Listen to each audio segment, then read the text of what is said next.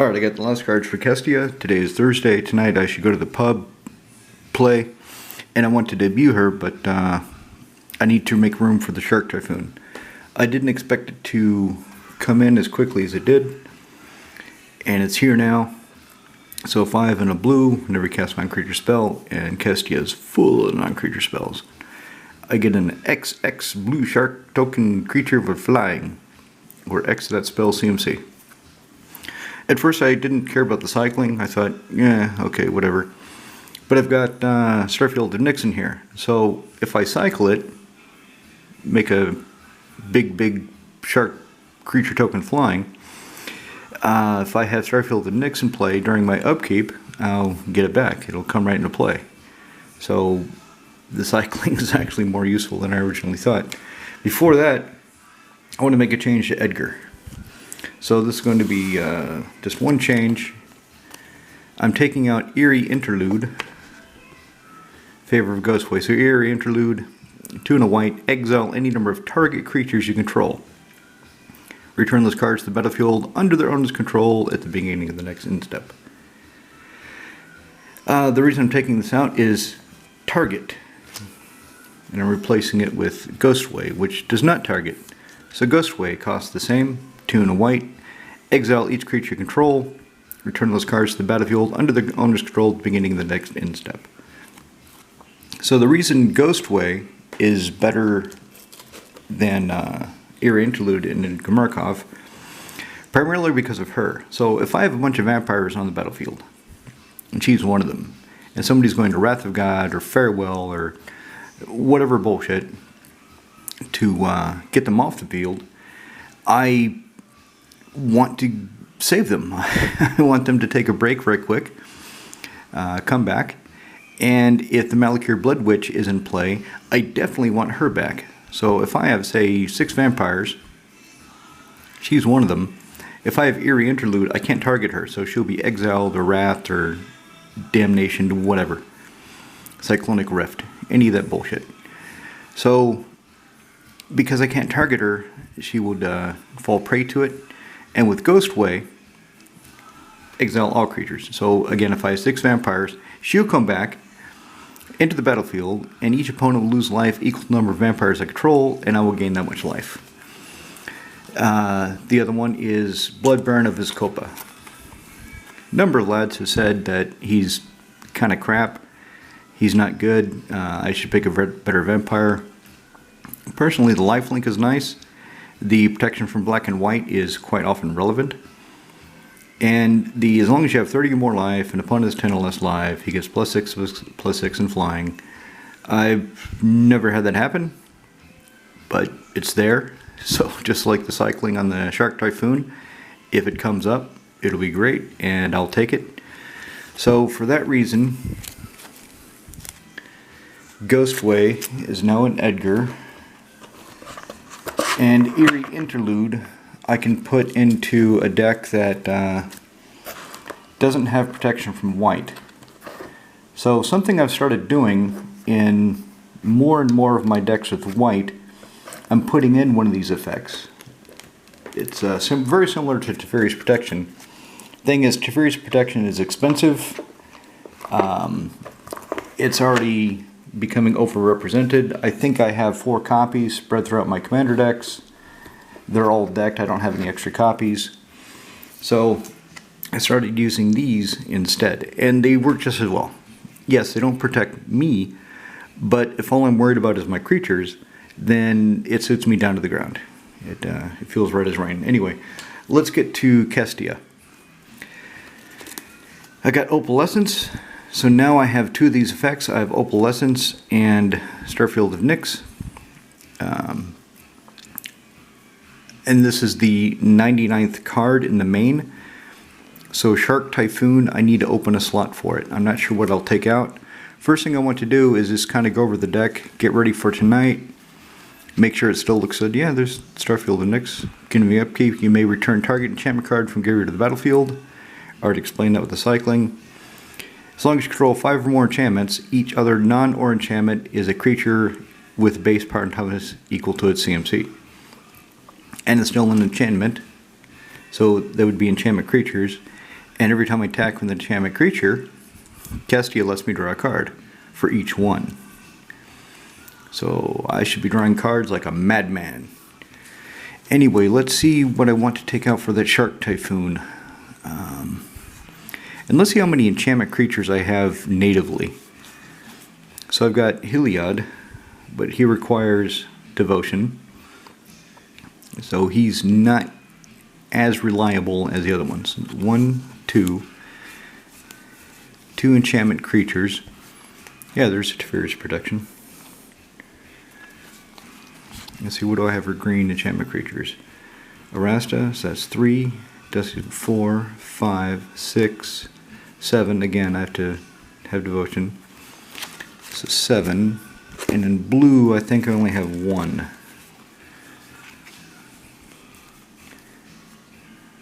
Yeah, 8. So, oh, yeah, 9, 10. So natively, including Kestia, I only have 11 enchantment creatures.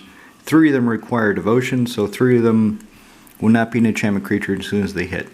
That's a bit low, and that's why I need Opalescence and Starfield of Nyx and ways to find them. But anyway, I want to take out something for that Shark Typhoon. So let's see how many white cards I have. 1, 2, 3, 4, 5, 6, 7, 8, 9, 10, 11, 12, 13, 14, 15, 16, 17, 18, 19, 20, 21. Okay, 21 white. Now for green. I'm not taking out a blue card because Thassa needs the blue, the pips. How many white did I have? 29? Okay, 1, 2, 3, 4, 5, 6, 7, 8, 9, 10, 11, 12, 13, 14, 15, 16, 17, 18. Okay, 18 green.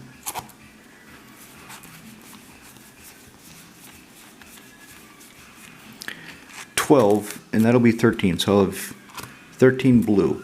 So I have 13 blue, 18 green, and what did I say? 2, 4, 6, 8, 10, 12, 14, 16, 18, 21. 21 white. So if I take out a white card, I'm balancing it better. I think that's what I want to do. I don't really want to take out any of the multicolored cards. Possibly Rubinia, because I just want to play her. She's kind of a pet card.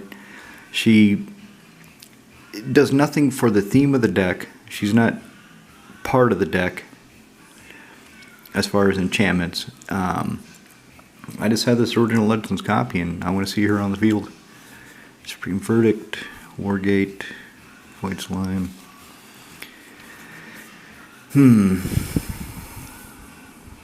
I don't want to take out any counter spells either. And Wargate, some of you lads have said Wargate just costs too much for its effect. Well, for 3, I can go find my Serra Sanctum. For 7, I can go find Opalescence. For 8, which is high, I can go find Starfield of Nyx. And I only have 2 of the effects. I have Opalescence, Starfield of Nyx, and I have 3 ways to find them. And I don't think that's enough. Something I want to get for this deck eventually is an Academy Rector. Academy Rector is I believe she's a cleric now. Either cleric or advisor, most likely. She costs 3 and 1 white. She's a 2/2, I believe. No, probably a 1/1. She's probably a 1/1, and when she dies, you may exile her, and if you do, find an enchantment in your library, put it on the battlefield. So that will give me a 6th way of finding one of the effects that I'm relying on. And if that's not enough, then I'll have to get an Enlightened Tutor for the deck. So far I only have a Idyllic Tutor because I don't have an extra Enlightened Tutor, but if it becomes apparent the deck needs one, then it needs one, and I will obtain one. As you can see, blue is woefully underrepresented in the deck. It's mainly green and white. Shield of the Oversoul. It's mainly in here to protect Rubinia. Rubinia and my other creatures that are not enchantments, because I have Greater Oromancy. Greater Oromancy gives my enchantments Shroud, in my enchanted creature's shroud. So if I enchant Rabinia, she would have a shroud and be a hell of a lot more difficult for my opponents to get her off the field and get their creatures back. Creature. She only takes one creature, and when I untap her, I lose it. Unlike Empress Galena, who is also in the deck, that just takes legends and keeps them. So I should probably take out a white card for better balance.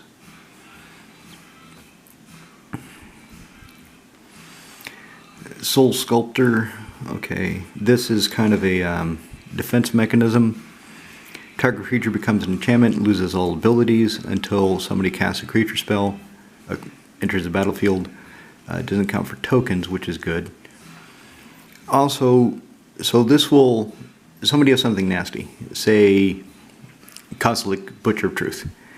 I can shut him off, turn him into a enchantment that does nothing, and then I can use one of my disenchant effects to destroy him, because he will not be indestructible at that time. Yeah, there's the Tutor, Swords, Replenish, Protection. You can see it, Swords, or Silence, Dictative Helio, True Conviction, Spheres. I'm not sure what to take out, but it should be something white, most likely. Excuse me. I don't want to take out the Sun Titan. Faith Healer. So if somebody's going to wipe the board and there's nothing I can do about it because I do not have a counterspell or I do not have onboard protection, I can at least get something out of it, sacrificing all my enchantments and gaining a whole bunch of life, becoming swole with life. Do I need the swords?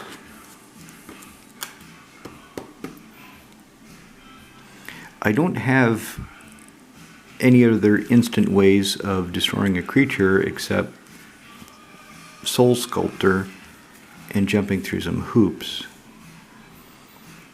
True Conviction. So if I have Opalescence, this will be a 6/6 double strike lifelinker. Rather impressive, I think. Sphere of Safety. Okay, Greater Ormancy, definitely Oblivion Ring. It solves one problem temporarily. And if I have Soul Sculptor out, no, Faith Healer, if I have Faith Healer out, it can, because it's two separate sections. I didn't understand this for a while, but Fairgrounds Warden, this is all together. So his, when it comes into play, remove another target non-land permanent from the game, and when he leaves play, return it. You can't respond to it by exiling permanently. Oblivion Ring can come into play. This goes on the stack, and in response I can sacrifice it to Faith Healer, gain 3 life. And it will permanently exile whatever it was, because this won't be in play for the second trigger to occur. This is it's always hard, because everything is just really thought it out. Faith Healer is probably the best option, but I don't want to take it out. I need to find one of my effects. I need some ways of recovering. Okay, let's go back and look at the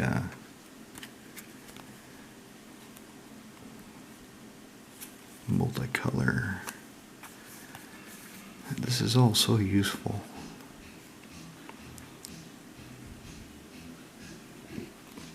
Do I want the Supreme Verdict? I need some board wipe. Green? Maybe I'll take out green and unbalance it that way.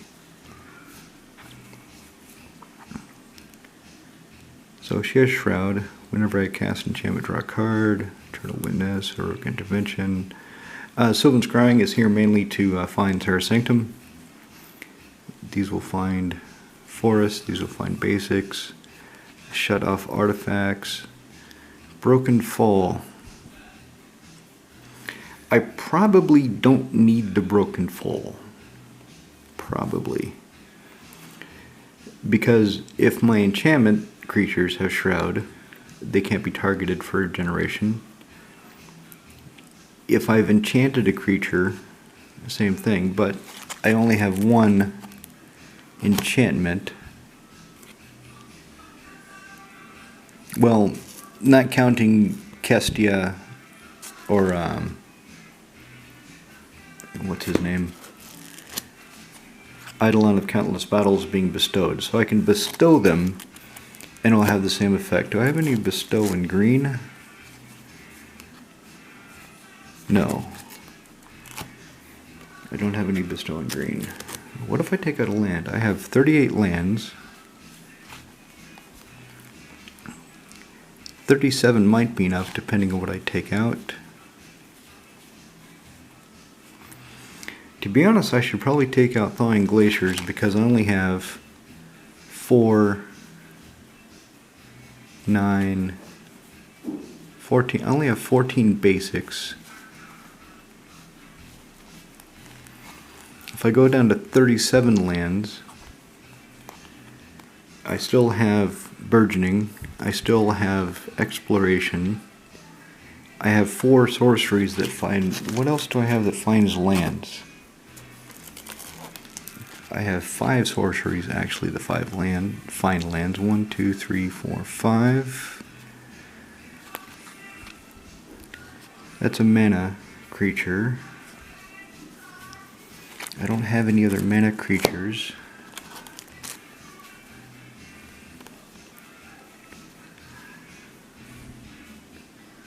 Ristic Study will also help me draw cards. What if I took out Thawing Glaciers? How bad will that hurt me? That doubles my mana.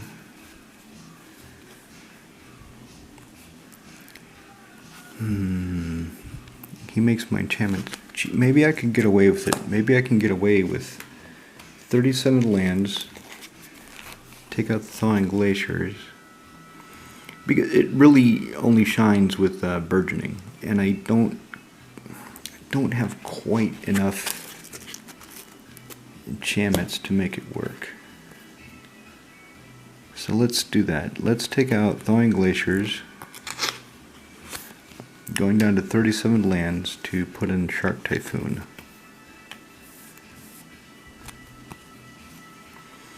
Alright, so that's the deck. That's Kestia. Let me shuffle it up and just run through some draws, do a bit of gold fishing and see how it plays.